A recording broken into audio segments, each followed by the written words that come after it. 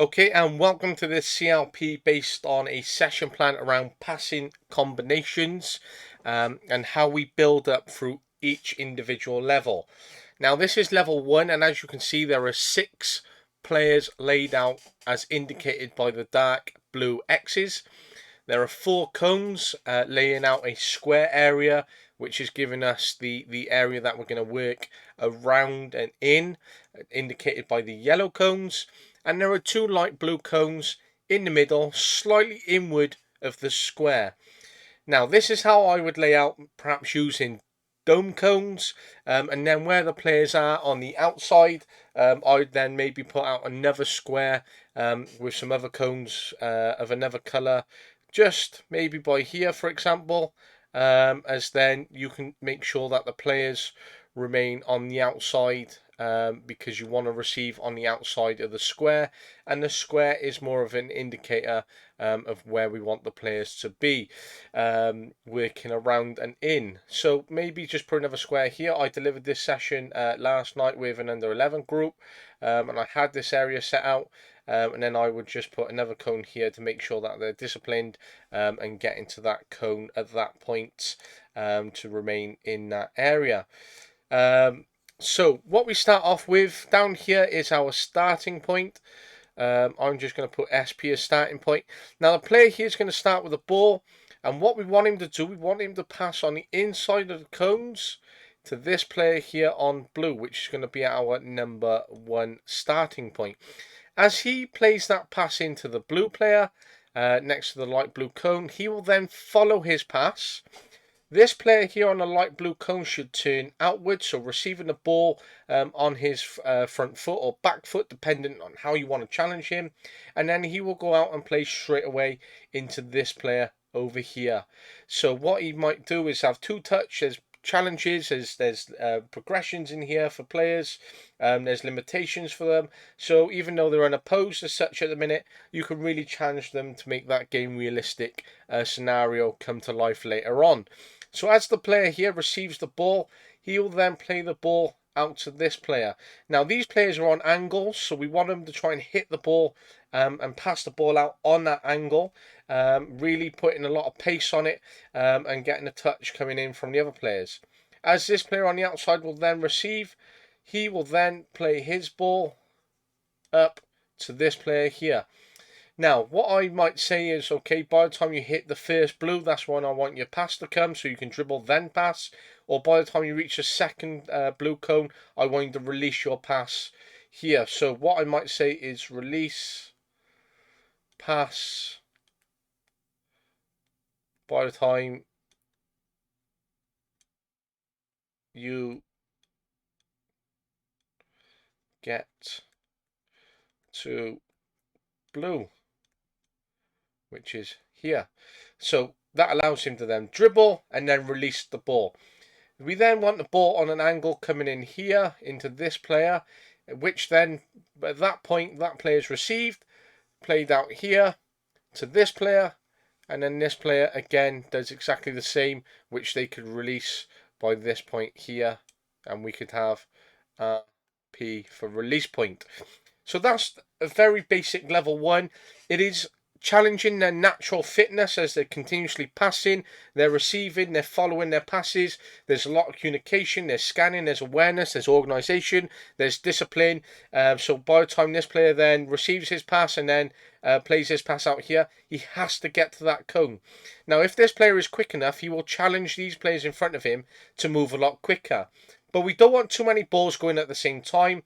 So what I'd recommend is at least 2 minimum, 3 at max. So we always got 1 sort of going here and then 1 going on the opposite side at the top, so that the session's flowing nicely and that there's always players at the starting point. Now we could have 3, which makes it really challenging, again as part of our progression and adaptation into this session, which then allows us to really push the players and be more organised. So that is a basic level 1 of this passing combination, passing and moving exercise.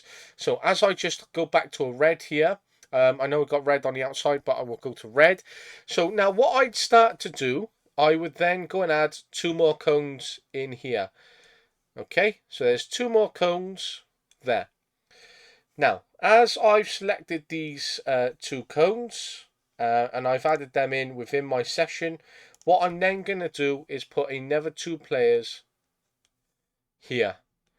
So we started off with 6 and now we're going in to 8 players. As we've added those 2 players in, what we're then looking for, let's try with this dark green. What we're then looking for is across here, 1-2s. So we're continuing with the practice as we were, but these 2 players here are now doing 1-2s. So they're constantly moving the ball. So this is a great opportunity for your less technical or maybe less fitter players who are struggling with this, or we need to regress them in some way to support their ongoing progression in this exercise. The one player here does not move. So this player on the left hand side does not move. He's always on the go doing his 1-2s, but he does not move. Now they're playing 1-2s here. But now what we're adding in is when the ball comes in from the top right. So what we're going to do, we're just going to number these so we know where we're at.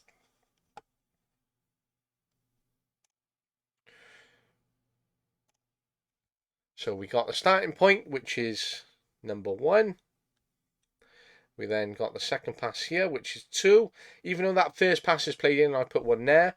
That was number 2. This is number 3. This is number 4.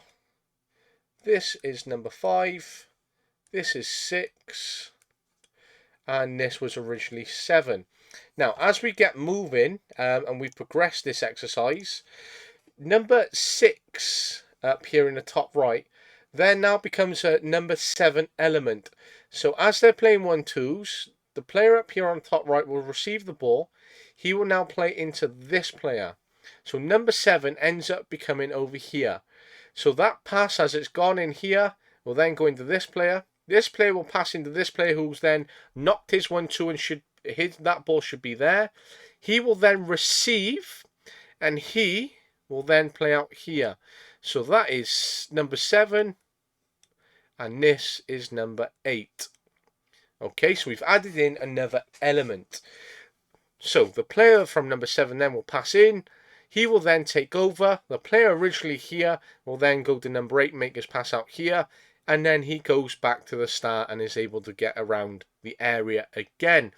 Now, as the player from number 7 moves in here, he takes over doing 1-2s. So he will knock his pass in. Player will then go out and play out. And he is 1-2, 1-2, 1-2 until he receives the ball off number 7. So it's a great opportunity for the player here doing the 1-2s to be aware of number 7, to be organised, to communicate with him, and that the fact that number 7 is calling him, and that he's played his pass across to the player who does not move at the right time, so he can receive the ball as well as release and get moving for number 8, which creates a lot of communication and organisation within this exercise. So it's a really good, really challenging, it's stimulating, there's a lot of progressions, there's a lot of coaching points to be had, and it's a really fun exercise, especially for the players who want to challenge themselves, and it brings out a lot of natural fitness. Now, as I progress this again, what I will then add in is an element here between the light blue players, by the light blue cone, sorry. So the dark player here, okay, I'm just going to put a box around him, and I'm going to put a box around him. So now these 2 players, I want to add an element in for them. So all the players on the outside are going as usual, so they're passing, they're following around the area. There's 1-2s going in the middle. Now what I'm going to add is another element. So these 2 players now will be knocking 1-2s themselves. Okay, so they're knocking 1-2s themselves. So as we started off, the player here on the right, he will knock his pass in, which will be the from the second point. So first off, your starting point, your second is then playing that ball into here. As he's played the ball in, okay, and he's taken over this position, he has to be knocking 1-2s with the opposite side. Now, it's really important that these 2 players remain very organised, aware, and you're really, really challenging the players every time they take over here. because not only are they on turning one way to make these 1-2s, they have to turn out the receive from this side, from number 1, and they have to receive from side number 5. So they're not only receiving on their 1-2s, they're receiving from their original 1 and 5 passes. They're then having to release on number 3 and number 6. And then the player who comes in there and takes over has to be aware of what's happening there. And we also want to make sure that the balls don't hit in the middle and that these passes are timed. Now, to add in this element is really challenging, but it's great to add in because you're getting balls going across in both directions, vertically and sideways. So we got a ball going across here, and we got a ball going across here. So there's lots of work in the middle. We then got the balls being worked on the outside. As he's then playing a 1-2, the ball then gets knocked in here. He has to be aware of when he needs to release this ball and when he's receiving that ball. So then when he receives his ball from number 5, he knows when to play out for number 6. And then when number 5 takes over, he can start making these 1-2s. Then we have to be organised, because if you're coming off this position here, you're then moving out for number 6. And then you have to receive that ball then for number 7, take over for these 1-2s. So there's lots of movement, because players are starting off in this position and they will end up in 1, 2, 3, 4, 5, 6, 7 other positions by the time they move around in this exercise. So there's a really good build up within these passing combinations, and there's a lot going on a lot of times. So when I delivered this session last night, I looked at the session holistically, and I would be stood maybe on the side here at times, so I could see the entire work that's going on within the area, or I may go and stand at the top here, which would be my other point, which I could look at and see the whole session. Now from side on, more up towards here, which I'd end up moving, then I'd be able to see the entire session at an angle. I would then have another coach in here who would be coaching through the middle and would be able to control this area here. And then I'd have another coach at the bottom here supporting, or who would be floating around the area. But this coach ended up joining in the exercise so he could communicate on his way through, and we could really challenge all of our players. So there's a lot going on in the way that this session builds up. It's a really exciting session to see. For the players who really want to push themselves, it's a great opportunity for them to develop. And when we're working in blocks, which is really important, we need to factor in player fitness and when to break, because there are a lot of challenges, and again that natural fitness kicks in, so we want to be working. But other than that, this is a really exciting session. This is passing combinations which build up into levels 1, 2 and 3. And as I continue to develop this session, there will be more passing combinations that I'll be looking to add in, and how to challenge the players further.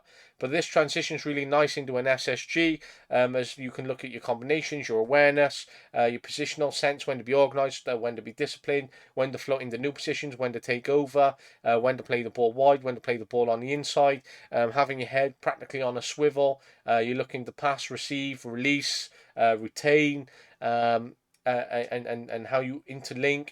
You're moving around, so your pitch geography continues. So as to whether you're on the inside holding the ball up with 1-2s, or whether you're getting out on the outside in a wide position, such as when you're playing a pass from number 6 into number 7, for example.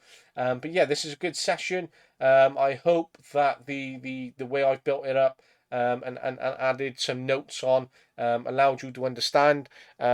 But it is a really exciting session, and I hope to continue to develop session plans and start to get screenshots and look at what I'm doing in terms of how I move forward. But that is a great session there, and I hope you enjoy and get to use it with your groups.